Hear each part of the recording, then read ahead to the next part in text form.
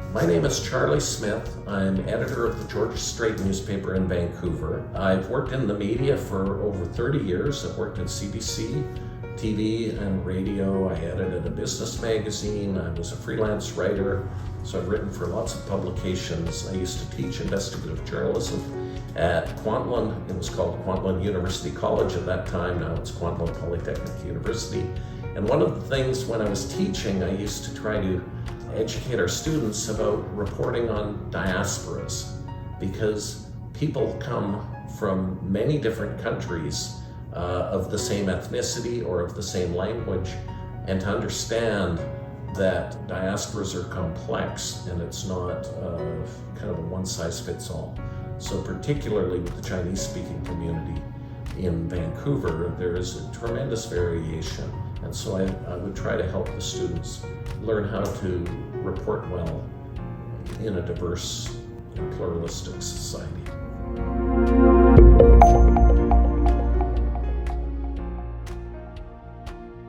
This is the big thing, and no one person speaks for any community, but the tremendous variation within all communities. Like if you look at the people of South Asian ancestry, they might come from Trinidad, they might come from Uganda, they might come from Fiji, they might come from India, they might come from Sri Lanka, they might come from Bangladesh, they might come from Pakistan, but they may all look somewhat similar in terms of their skin tone or something like that to a Caucasian Canadian.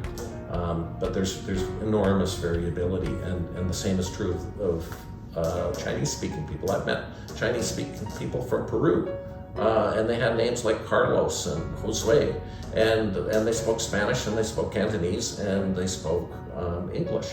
So what you've got is the Chinese diaspora is like there are Chinese people from Indonesia, the Chinese people from the Philippines. They're called, the Filipinos call them Chinoys. And there are quite a few of them. And then there's Chinese people, speaking people from Taiwan, and they'll speak Mandarin, but they may also speak Taiwanese, because Taiwanese is the language of Taiwan that was suppressed for many years by the colonizers from China.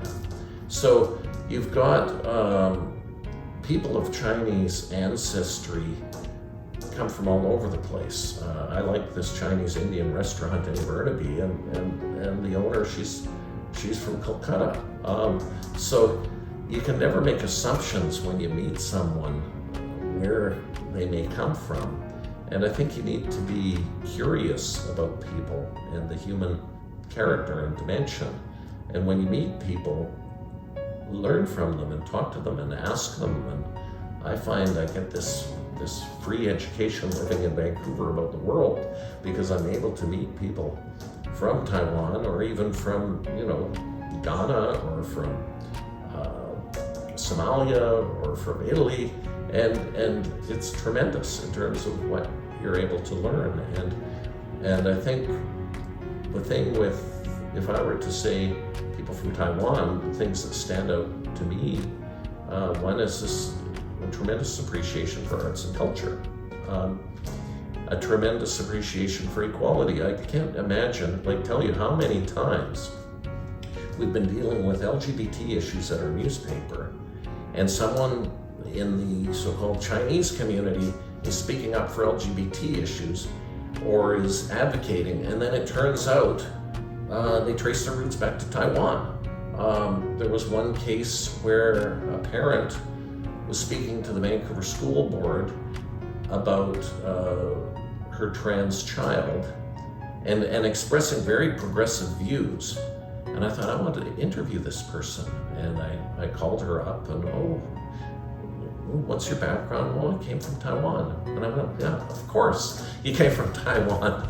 And it's and that's just part of what you learn when you engage with people. So if you go to events like TAIWANfest, or you go to, it's unfortunate this year because of the pandemic, what I always like is going to the bookstore that they have at TAIWANfest, which is on Granville Street, and it's run by a woman named Iris. And whenever I go, that's where a lot of the intellectuals are, and I'm able to talk with them about big ideas and what's going on. And so I really think it's worth even going to the Vancouver Public Library and pulling out some books on Taiwan and learning about this, what I think is a magnificent place.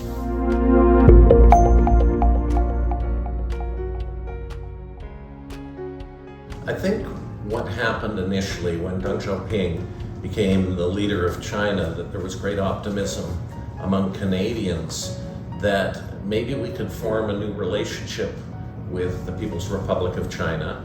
And Deng Xiaoping was also a bit of a master of public relations. Like, he would go to Texas and he'd wear a cowboy hat. And he seemed like a very relatable, he was this little guy, chain-smoking guy, who'd kind of managed to emerge from prison and become the supreme leader of China. And the economy was opening up, and I think there was a great deal of optimism around the world, including in Canada, because we have a long history with China and Hong Kong.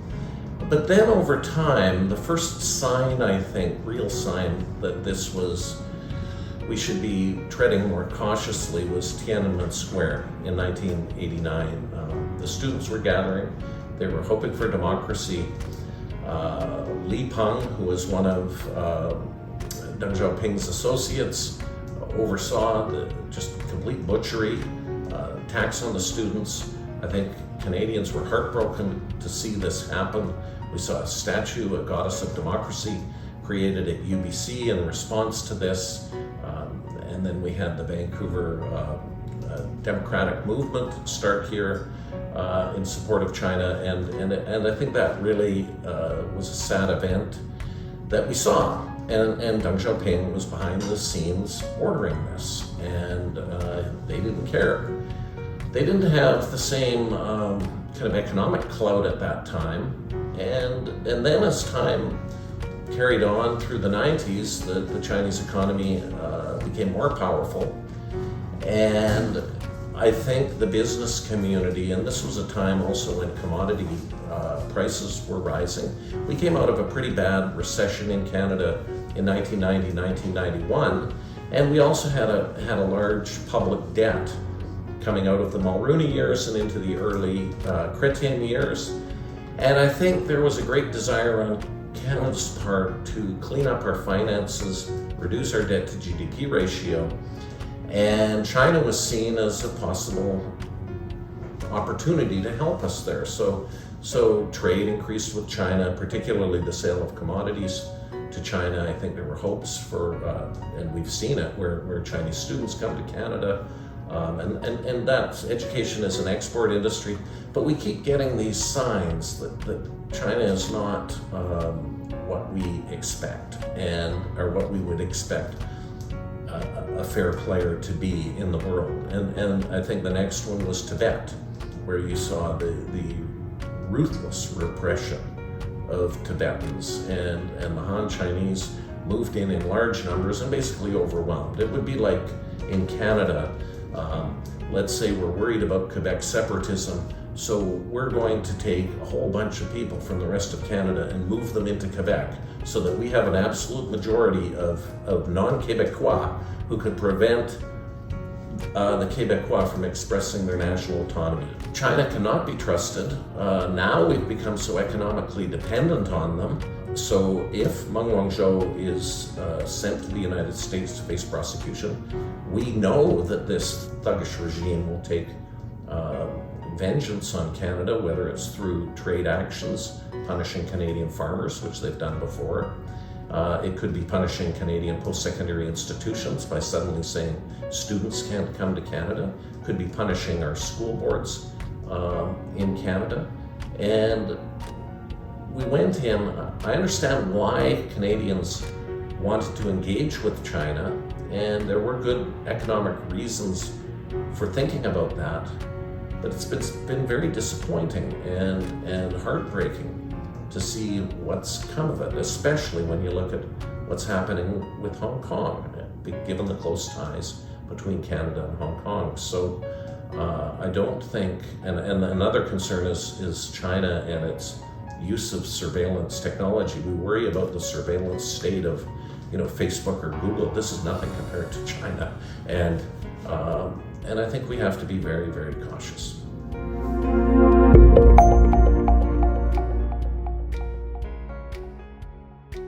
What we see in North America is we see Hollywood, for instance, coming under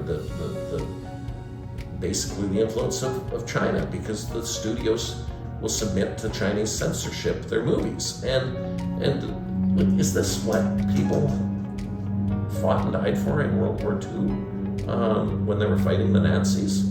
To say, oh, we're going to censor our movies to please a dictatorship that kidnaps our people and takes over Tibet and has ambitions of expanding and is under the impression that some boundary in 1840 is all that matters. And for Canadians, it's on display in the imprisonment of the two Michaels, Michael Spavor and Michael Kovrig, who remain in jail more than 500 days later.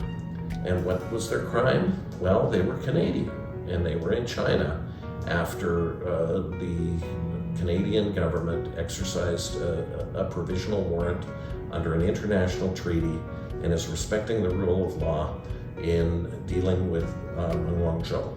And so we've got these two guys, but they're not the only ones who are in prison in China, the Canadians. There are many others. One who really bothers me that he's in jail is the head of the Lulu Island winery, the founder. And this is a Vancouver story. He's from Richmond and actually of Taiwanese ancestry. And he was arrested on a customs dispute. And he's been in jail, and we haven't heard anything, and his family has suffered. So the Chinese dictatorship is reaching its long arm into Canada, also into Hong Kong, where 300,000 Canadians live. And we're seeing what I just did a story recently about Benny Tai. He was a law professor. He was one of the founders of the Umbrella Movement, which is was calling for civil rights and democracy in Hong Kong. What happened? He gets fired from his job after being convicted of public nuisance. In Taiwan, alternatively, they had a similar student movement called the Sunflower Movement. And the Sunflower Movement people, they occupied the legislature. They did exactly the same types of things that the Umbrella Movement students did. But we don't see law professors being fired for expressing sympathy in Taiwan.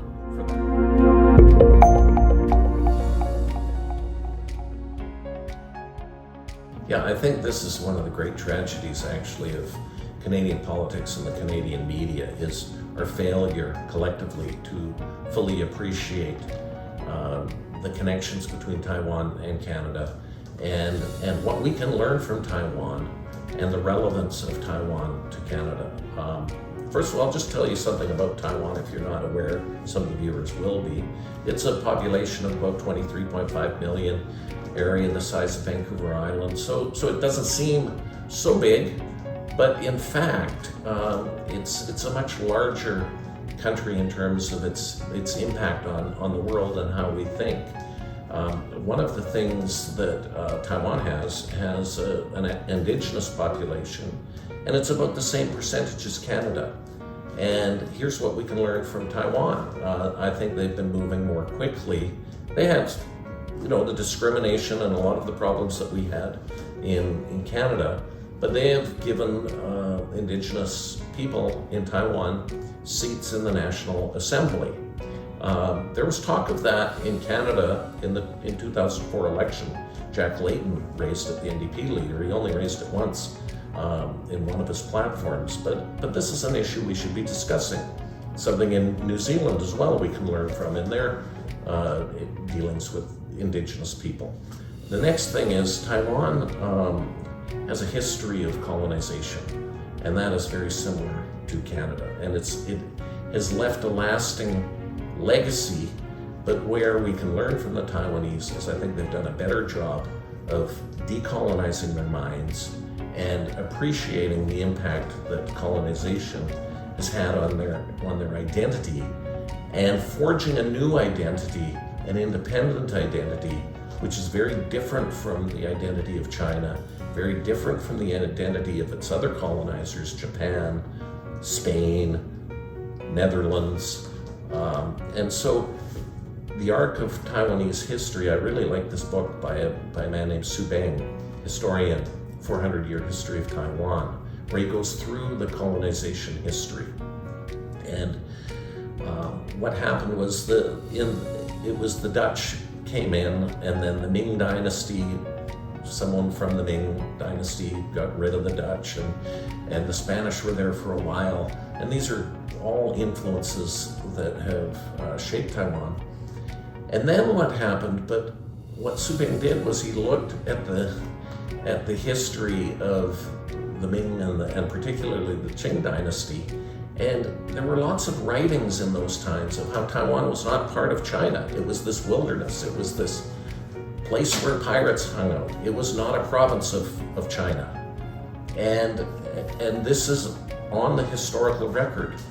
And Canadians need to know this because China makes this claim that it's a long-lost province. It isn't. It was a colony. And then in the Treaty of Shimonoseki, after the Chinese and Japanese had a war, this colony was transferred to Japan, and it became a colony of Japan for 50 years. And the Japanese actually had some impact on Taiwan in terms of bringing in everything from Western watercolors to an appreciation of classical music. And this is also underlies the Taiwanese identity in that the Taiwanese people have a phenomenal appreciation for arts and culture. And all you have to do is go watch a movie by Ang Lee. And there are lots of filmmakers like Ang Lee in this tiny country the size of Vancouver Island. It has a very flourishing film industry, a flourishing dance scene, Cloudgate, for example. And that creativity in the Taiwanese painters, I don't think we in Canada fully appreciate that, and how we can learn from how Taiwan has nourished its arts and culture while having economic growth and reducing greenhouse gas emissions. So the Taiwanese, also similar to Canada, have a real love of cycling. And you can cycle all around the island and a love of nature and a love of national parks. And this is part of the Taiwanese identity. One of the great Taiwanese writers that I was exposed to recently and was able to interview, he's a very keen environmentalist. So that's something else in common with Canada. But what happened, this is really important, after the Chinese Civil War, where the nationalists under Chiang Kai-shek lost to Mao Zedong and the communists, what did they do? About 2 million came over to Taiwan, and that was the last wave of colonization. Imposed martial law. There was a horrific massacre on February 28th, 1947. Everyone in Taiwan knows about this. 10,000 people died. I don't think people in the West are as aware of this. And this was a ruthless crackdown along the lines of what we see in China today. And so the Taiwanese people fought for their independence. The Taiwanese people here in Canada played a key role, and in other Western countries, in advancing the cause of independence and the cause of we are our own people. We are not a province of China. And even the Chinese didn't say they were a province of China in the 19th century, but they make that claim now. And so I think we can learn from the Taiwanese spirit. It's a peaceful country, and I think it does tremendous work in the area of international aid, and that's another area where we can learn from Taiwan. Democracy is also like a gentle flower. It can wilt if it's not, nourished. And so that's something also to keep in mind. I do believe that another thing that can be done is educating the media when you see mistakes made and point it out. We learn from our mistakes. We're not perfect. And I think that's another thing. And also realize that I believe that the consulates of different governments will have their armies of supporters within Canada who will try to shout people down when they say things that go against the views of that particular government. And there'll be third parties, there'll be no fingerprints, you won't see the consulate's hand on this, but I believe that it happens. And when that happens, to just accept that's the reality. Democracy's messy. The Taiwanese know it as well as anyone. And that in the end, if you're on the side of truth and your cause is just, you will win over supporters, and you may even play a role in helping Taiwan remain this free and vibrant democracy and center of arts and culture for many years to come. So, and that's worth fighting for.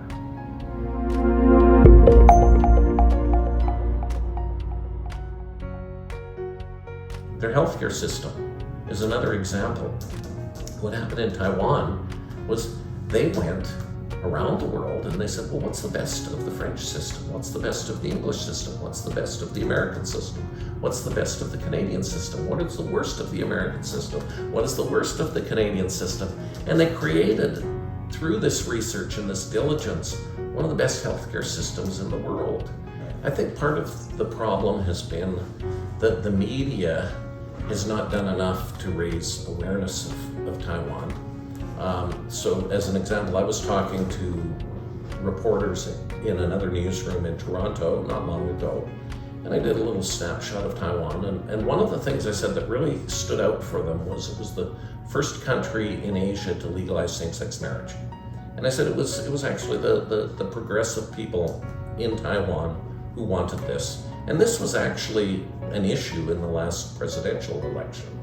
So the fact that Taiwan did that, the fact that Taiwan was incredibly successful in preventing COVID-19 pandemic on that small island, we can learn from that, but I don't believe that enough attention is being paid to that.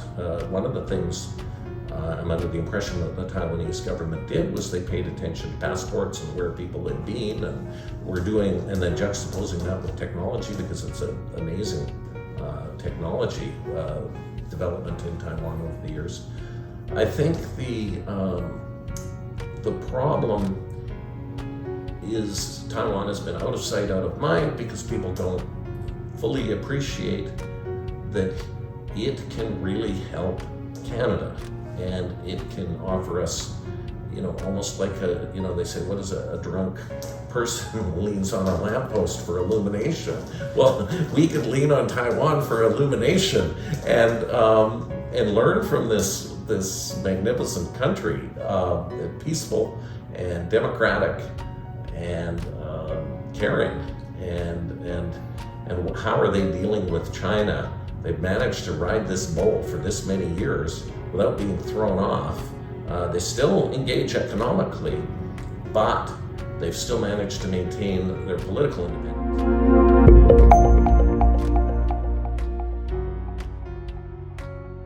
Yeah, it's appalling. What we've seen is this refusal to utter the words Taiwan from some politicians, as if we're going to pretend that this independent country with its own national anthem and its own currency and its own legislature and its own healthcare system, which we can also learn from, doesn't exist. It's a travesty, and it's shameful.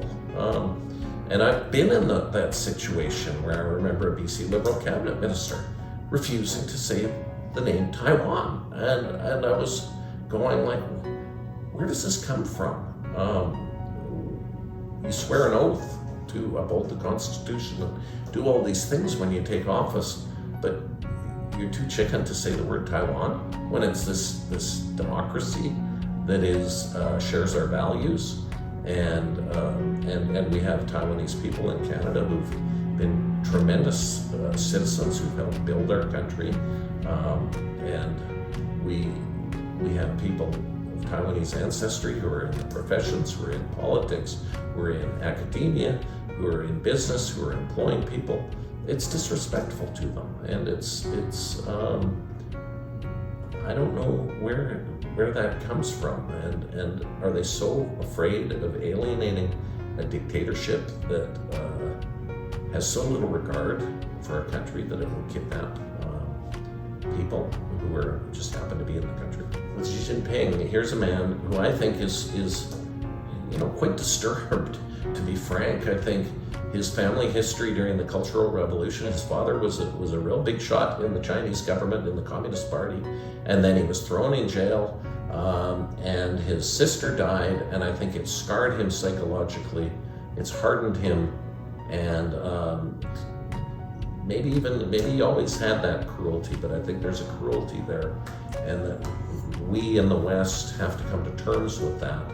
And when we talk about human rights, this is what I believe goes through his mind. Well, when I was suffering in the Cultural Revolution, nobody stood up for my family, so I'm not going to care when other people are suffering, like Michael Kovrig, who's been in jail for over 500 days, Michael Spavor, who's been in jail for over 500 days.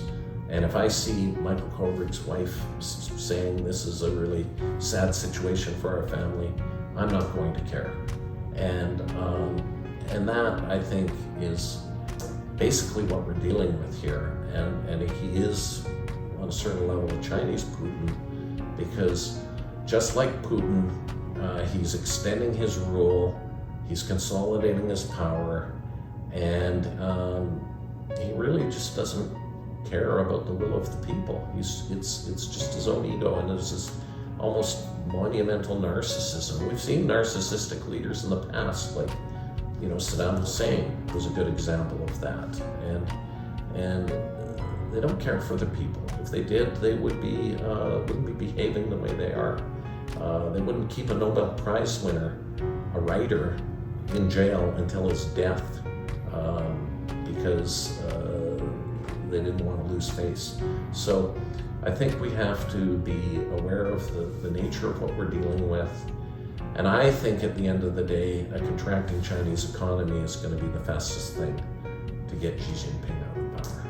I think in the US, we are seeing a consensus with regard to China. I don't think we're seeing it to the same degree in Canada, in part because of the Liberal Party's deep connections, at least people within the Liberal Party, and their deep connections to China. In fact, one of the plans was, well, let's send Jean Chrétien to try to get the two Michaels out of jail. Well, a lot of good that did. And it goes back many years. And so in Canada, I think the Liberal Party has to be tread very carefully, because if they do not recognize the situation for what it is, they could suffer political consequences. They're already in a minority government. And one of the interesting aspects of manufacturing is how it's changing as a result of technological innovation. And Taiwan is a leader in this. And I even remember talking to Chip Wilson quite some time ago, who was the founder of Lululemon, which is one of the biggest Vancouver-based companies. And he was talking about how manufacturing was going to come back to North America. And in part, it's due to things like 3D printing, but it's technology. It's not as labor intensive as it used to be. So the costs are not as high as they used to be. And that is creating opportunities for Canada, particularly if it's working with a technologically advanced country like Taiwan, to repatriate manufacturing jobs. And I think this is something that has kind of gone under the radar screen. We just assume, all these jobs have been, they use the term offshoring. And certainly that was the case in the 1990s. Nowadays, automation is a double-edged sword, because on the one hand, it can lead to job losses. But on the other hand, it can actually enable countries to become less dependent on dictatorships with large populations to be a source of labor. And I think that's where Canada, if it applies its intellect and learns from people who've done this well, like the Taiwanese, there could be tremendous economic opportunities. Well, I think, first and foremost, the federal politicians in Canada should pay attention to the Taiwan model, because if they don't, they're going to be voted out of office. That's the first thing they must recognize, and here's why. In Taiwan, initially, you had the KMT government, which was kind of the holdover of Chiang Kai-shek and all of that. They called them the Blues in Taiwan. They wanted to really carry on with this engagement with China. But the public, the majority of the public didn't like that. And they rallied around what are known as the Greens, which is the Democratic People's Party. And they elected the first their first woman president, Tsai Ing-wen. And then there was a lot of talk, oh, she might be defeated. Well, she won in a landslide when she ran for re-election. And I think it was a sign that the public did not trust China and thought that too much engagement was not in the national interest. So the politicians in Canada could take a page from that, because I think the public is really fed up with having the two Michaels and others basically being kidnapped in China. And I think the other aspect of it is that Taiwan, they have a difficult time because the countries around the world are still cowed by China. But as we're seeing now, and we see it with Huawei and other things, that some of the Western countries are going through the same processes that the Taiwanese went through several years ago. And you can see it in the UK as one example. I think you can see it in America, where there's growing mistrust of China.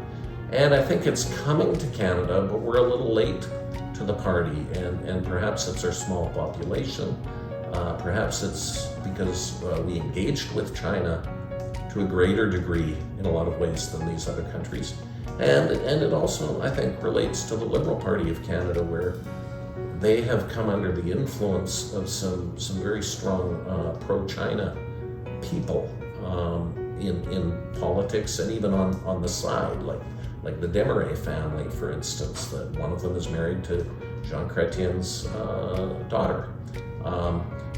So that's another aspect. You know, there are many layers to this, but I think that at the end of the day, Canadian politicians should be paying a lot more attention to Taiwan, even if they don't care about Taiwan or China, for their own political survival. I think the best thing you can do is to actually have Taiwanese friends and meet and learn and engage with them, and you will find that they're wonderful people. Like, they're very cultured, civilized, educated, wonderful citizens for a country. And I think anyone who has Taiwanese friends would know that. I don't think the Chinese government, for instance, gives one hoot about the indigenous people of Taiwan, the first peoples of Taiwan. And I do believe that the government of Tsai Ing-wen does care about the indigenous people of Taiwan. The first thing I would say is, I think the young people have to be proud of their Taiwanese heritage and realize the struggle that previous generations faced, that the sacrifices that brave people made when the nationalists came over and what happened in 1947, and how they were able to free themselves from dictatorship. That is a very impressive thing. So that's the first thing. I think the second thing is the young people should be proud of their culture. And if they haven't seen the Taiwanese dance, or they haven't seen the fashion, or they haven't seen the art, they should get out there and get educated about that. Because this is a country that has a lot to offer, and they've managed to bring together East and West in a way that I don't think any other country has been able to do. And that is something that shows the open-mindedness of the Taiwanese people. My name is Charlie Smith. I'm editor of the Georgia Strait newspaper in Vancouver.